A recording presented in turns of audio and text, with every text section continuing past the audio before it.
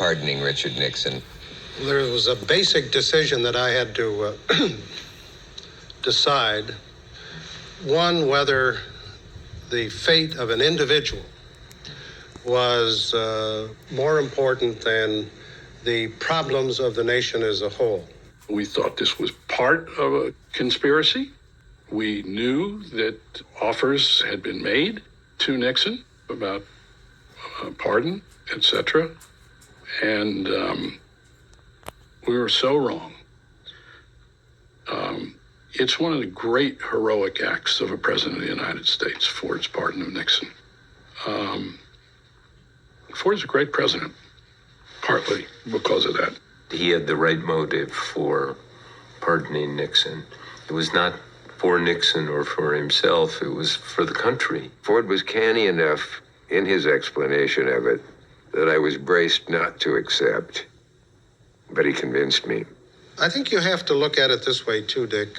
While I was deciding whether I should or should not pardon Mr. Nixon, I asked my counsel, Phil Buchan, to check with Mr. Jaworski, who was, as you know, the special prosecutor.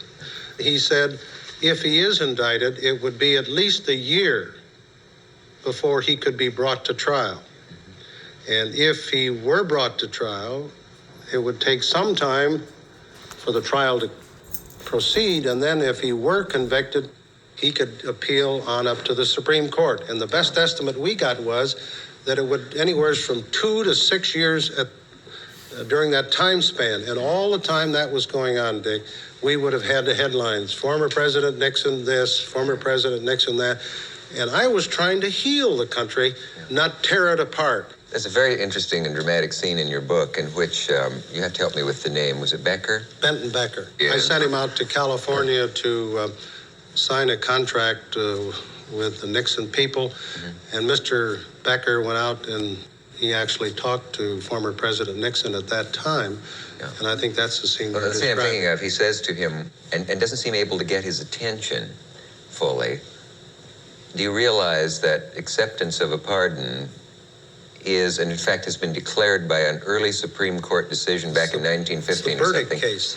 It was decided, as you said, in 1915. Mm-hmm. It's a complicated case, but the net result was the Supreme Court decided that a person could be pardoned even though he had not been indicted or convicted. And secondly, and these are the important words, Dick, the court said, and I quote, the granting of a pardon is an imputation of guilt and the acceptance a confession of it. Something I thought didn't get enough play.